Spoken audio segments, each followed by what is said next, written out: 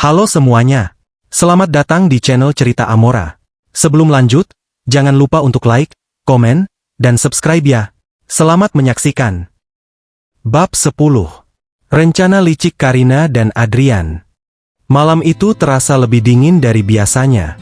Fana duduk di ruang tengah, memandangi layar ponselnya yang menampilkan percakapan terakhirnya dengan Karina.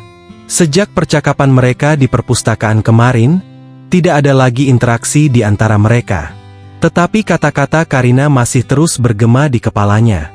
Jika kamu memang mencintai Saga, maka kamu harus mempercayainya. Fana menghela napas panjang.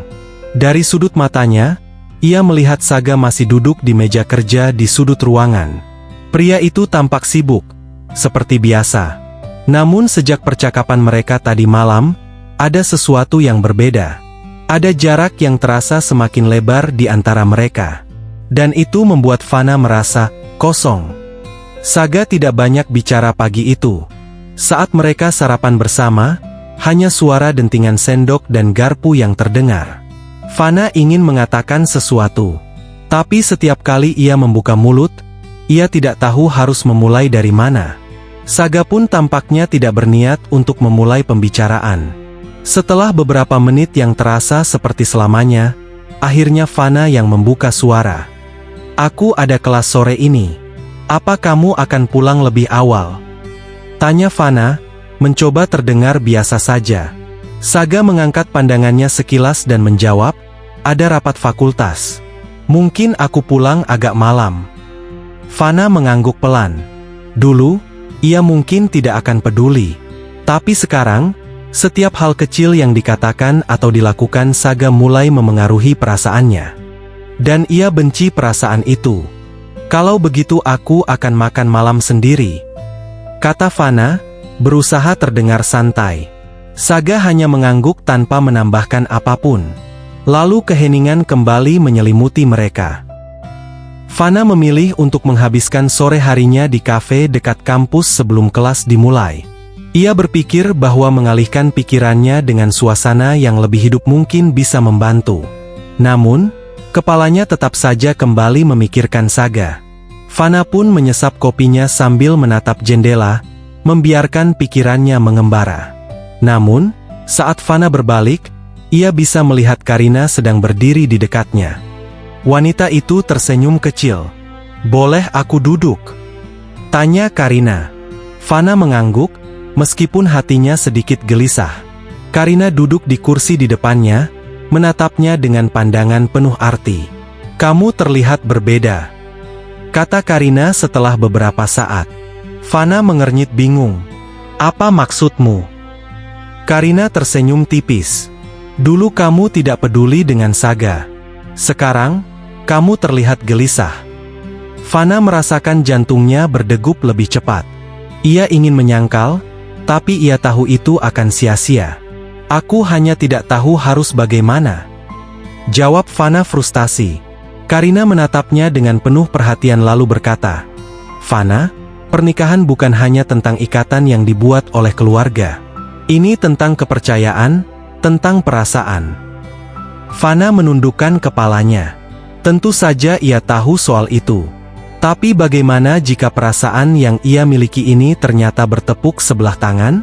Karina tersenyum, lalu berkata, "Aku harus pergi. Tapi kamu harus pikirkan ini, Fana."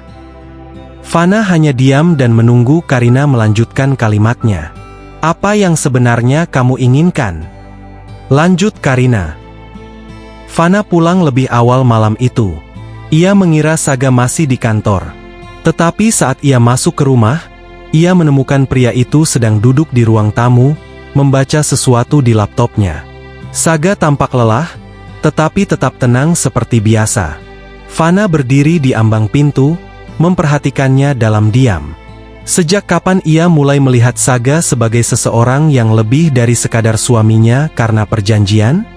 Sejak kapan ia mulai berharap pria itu melihatnya dengan cara yang berbeda? Saga menyadari keberadaannya dan menutup laptopnya.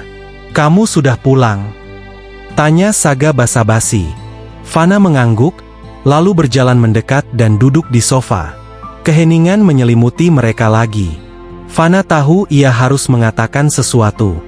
"Tadi aku bertemu Karina," kata Fana pada akhirnya. Saga menatapnya dengan tenang. "Lalu?" Fana menggigit bibirnya, lalu menghela napas. "Aku tidak tahu kenapa, tapi aku merasa semakin jauh darimu," kata Fana, suaranya hampir berbisik. Saga tidak langsung menjawab. Ia menatap Fana lama, seolah sedang mempertimbangkan kata-katanya. "Apa itu karena Karina?" tanya Saga menebak. Fana menggeleng dan membalas, "Bukan. Ini tentang kita." Saga menatapnya lebih dalam. "Apa yang kamu inginkan, Fana?"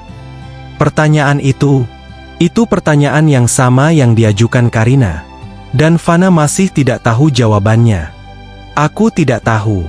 Tapi aku ingin kita lebih dari ini," balas Fana dengan jujur. Saga terdiam. Ia menatap Fana lama sebelum akhirnya berkata, "Aku tidak ingin memaksakan perasaan, Fana."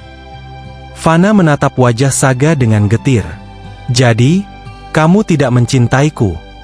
tanyanya. Saga menatapnya, lalu menghela napas pepan. "Aku tidak tahu apa itu cinta, Fana," balas Saga. Dan jawaban itu membuat dada Fana terasa sesak. Saga melanjutkan, "Aku tahu aku menghormatimu. Aku tahu aku ingin melindungimu. Tapi apakah itu cinta? Sayangnya aku tidak tahu." Fana menggigit bibirnya. Ia seharusnya merasa lega karena Saga tidak berbohong padanya. Tapi anehnya, itu justru membuat hatinya semakin sakit. Saga menatapnya dengan ekspresi yang sulit ditebak. "Aku tidak ingin berjanji sesuatu yang aku sendiri tidak yakin," kata Saga dengan nada lembut. Fana mengangguk pelan. Setidaknya, ia sudah mendapatkan jawaban. Tapi kenapa hatinya merasa semakin hancur? Malam itu, Fana duduk sendirian di balkon lagi. Angin malam yang sejuk tidak mampu menenangkan pikirannya yang kacau. Ia kini tahu satu hal, yaitu Saga tidak mencintainya. Atau setidaknya, pria itu tidak yakin apakah perasaannya bisa disebut cinta atau tidak. Dan itu cukup untuk membuat Fana sadar. Mungkin ia tidak bisa terus bertahan dalam pernikahan yang tidak memiliki perasaan yang sama dari kedua belah pihak. Tapi, apakah ia bisa pergi? Apakah ia bisa membiarkan Saga pergi? Fana tidak tahu. Tapi satu hal yang pasti, ia harus membuat keputusan sebelum semuanya terlambat. Malam itu, Fana merasa kesepian di rumah. Saga tetap bersikap dingin dan menjaga jarak, sementara pikirannya terus dipenuhi keraguan tentang pernikahan mereka. Namun di tempat lain, tanpa diketahui Saga dan Fana, dua orang sedang berusaha memperburuk keadaan mereka. Kedua orang itu tidak lain dan tidak bukan adalah Adrian dan Karina. Di sebuah restoran eksklusif, Adrian duduk di hadapan Karina dengan ekspresi puas. "Aku sudah mengatur semuanya. Sekarang, tinggal bagaimana kamu memainkan peranmu," kata Adrian sambil tersenyum licik. Karina menyesap anggurnya dengan santai lalu berkata, "Aku sudah memberinya cukup alasan untuk meragukan Saga." Adrian tersenyum miring. "Kamu benar-benar ingin dia meninggalkan Fana ya?" Karina tertawa kecil. "Aku hanya ingin mengambil kembali sesuatu yang seharusnya menjadi milikku." Adrian menyeringai, lalu membalas, "Dan cepat atau lambat, kamu akan segera mendapatkan Saga." Karina memegang erat gelasnya. Sebenarnya ia tidak peduli dengan motif Adrian di sini. Yang ia pedulikan hanya satu hal, yaitu mendapatkan Saga. "Aku akan memastikan Fana merasa bahwa pernikahan ini tidak ada harapan. Dan begitu dia menyerah, aku akan ada di sisi Saga," lanjut Karina. Adrian mengangkat gelasnya dengan senang. "Semoga berhasil." Gelas mereka beradu, menandai dimulainya langkah mereka berikutnya. Keesokan harinya, Fana menerima pesan dari Karina. "Aku ingin bertemu. Ada sesuatu yang harus kamu ketahui." Fana mengernyit, tetapi ia tetap pergi ke tempat yang diminta Karina. Di sana, Karina menatapnya dengan ekspresi seolah ingin mengatakan sesuatu yang penting. "Aku tidak ingin kamu salah paham. Tapi aku pikir kamu harus tahu bahwa Saga sering bertemu dengan seseorang belakangan ini. Kata Karina serius. Hati Fana berdebar. Apa maksudmu? Tanyanya. Ada seorang wanita yang sering bertemu dengan Saga di luar kampus. Aku tidak tahu siapa dia, tapi mereka terlihat cukup akrab. Balas Karina. Fana merasakan kegelisahan menjalar di tubuhnya. Ia ingin menyangkalnya, tetapi benih keraguan sudah mulai tertanam. Apakah mungkin Saga memang memiliki seseorang yang lain? Malam itu, Fana kembali duduk di balkon, menatap kosong ke arah langit yang dipenuhi bintang. Kata-kata Karina masih berputar di kepalanya mengenai wanita yang sering ditemui Saga di luar kampus. Fana ingin mengabaikan ucapan itu. Ia ingin percaya bahwa Karina hanya berusaha memanipulasinya. Tapi bagaimana jika yang dikatakan Karina benar? Bagaimana jika Saga memang memiliki seseorang yang lain? Dan lebih dari itu, mengapa ia merasa begitu sakit hanya dengan membayangkan hal itu? Fana menggigit bibirnya, hatinya terasa semakin tidak tenang. Saat Fana beranjak dari balkon, Saga baru saja pulang. Pria itu melepas jasnya, lalu mengangguk singkat ke arah Fana. Bagaimana harimu? Apa hari ini terasa melelahkan? Tanya Fana, mencoba terdengar biasa saja. Saga menatapnya sebentar sebelum menjawab, seperti biasa. Saga tidak mengatakan apapun lagi dan langsung menuju kamarnya. Dada Fana terasa semakin sesak. Ia ingin bertanya. Ia ingin menuntut kejelasan. Tapi ia takut dengan jawabannya. Keesokan harinya, Fana kembali menemui Karina di kafe yang sama. Ia ingin mendengar lebih banyak. Ia ingin memastikan apakah Karina benar-benar memiliki bukti atau hanya mengada-ada. Karina menatapnya dengan tatapan penuh simpati, seolah memahami kebingungan yang melanda Fana. Aku tahu ini sulit untukmu. Aku tidak ingin menyakiti perasaanmu, tapi aku juga tidak ingin kamu terus dibohongi Saga. Kata Karina penuh simpati. Lalu Karina menunjukkan sebuah foto kepada Fana. Di layar, ada gambar seorang wanita berambut panjang, mengenakan gaun elegan, sedang duduk berhadapan dengan Saga di sebuah restoran mewah. Mereka tampak berbicara dengan serius. Fana merasa dadanya seperti dihantam sesuatu. Ternyata Karina tidak berbohong padanya. Aku tidak tahu siapa wanita ini, tapi mereka sudah bertemu beberapa kali. Kata Karina sambil menghela napas panjang.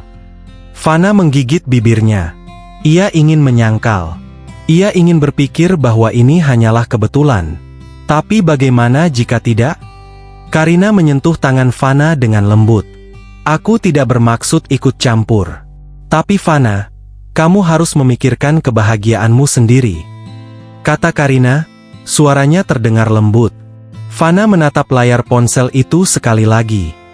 Hatinya berteriak untuk tidak mempercayai ini begitu saja. Tapi pikirannya mulai dipenuhi keraguan yang semakin besar. Malam itu, Fana tidak bisa tidur.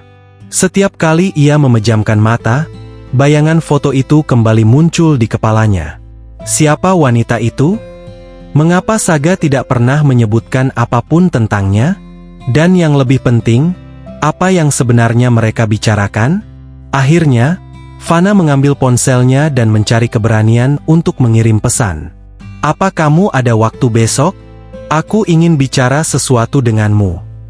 Beberapa saat kemudian, sebuah balasan muncul dari Saga. Besok aku sibuk. Ada yang penting. Fana menghela napas berat. Ya, ini penting. Ini tentang kepercayaan. Tapi jika Saga tidak ingin bicara, apakah ia harus tetap menunggu? Atau, haruskah ia mencari jawabannya sendiri? Fana menggenggam ponselnya erat-erat. Ia tidak bisa hanya duduk diam. Ia harus mencari tahu. Keesokan harinya, Fana memutuskan untuk mencari tahu sendiri. Ia mencari informasi tentang restoran tempat Saga bertemu dengan wanita itu. Setelah memastikan alamatnya, ia pergi ke sana dengan hati penuh ketegangan. Saat ia sampai, jantungnya berdetak lebih kencang. Ia melihat ke dalam restoran melalui jendela besar. Dan di sana, ia melihat Saga. Ia sedang duduk di meja yang sama seperti di foto. Dan di depannya, juga ada wanita yang sama.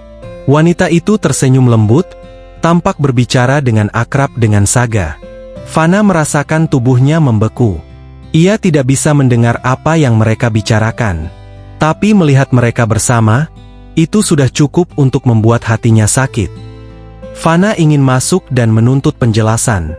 Ia ingin bertanya siapa wanita itu. Tapi kakinya terasa berat. Pada akhirnya, Fana hanya berdiri di luar, menyaksikan sesuatu yang mungkin tidak seharusnya ia lihat. Dan untuk pertama kalinya, ia mulai berpikir bahwa mungkin pernikahannya dengan Saga tidak memiliki harapan. Fana kembali ke rumah dengan langkah gontai. Ia ingin percaya pada Saga. Ia ingin menunggu penjelasannya. Tapi bisakah ia melakukannya setelah melihat pemandangan itu dengan matanya sendiri? Saat Fana membuka pintu rumah, ia melihat Saga sudah pulang. Pria itu menatapnya dengan ekspresi datar seperti biasa. "Kamu pergi kemana?" tanya Saga. Fana menatapnya lama. Haruskah ia langsung menanyakan tentang wanita itu? Atau haruskah ia menunggu sampai Saga sendiri yang mengaku? "Aku hanya berjalan-jalan," jawab Fana akhirnya, memilih untuk menahan diri. Saga mengangguk, lalu melepas jasnya. "Besok aku akan pulang lebih malam," kata Saga dengan santai. Fana terdiam. Sebenarnya ia ingin bertanya Saga akan pergi dengan siapa, tapi Fana memilih untuk menahan dirinya. Karena pada akhirnya, ia takut mendengar jawaban Saga. Sementara itu, di tempat lain, Karina tersenyum puas saat menerima pesan dari Adrian. "Fana sudah melihat mereka bersama. Sepertinya rencanamu berhasil," kata Adrian pada pesan itu. Karina menyandarkan tubuhnya ke sofa, merasa puas. Sekarang, ia hanya perlu menunggu. Benih keraguan sudah tertanam. Dan cepat atau lambat, Fana akan menyerah dengan sendirinya. Dan saat itu terjadi, Saga akan menjadi miliknya.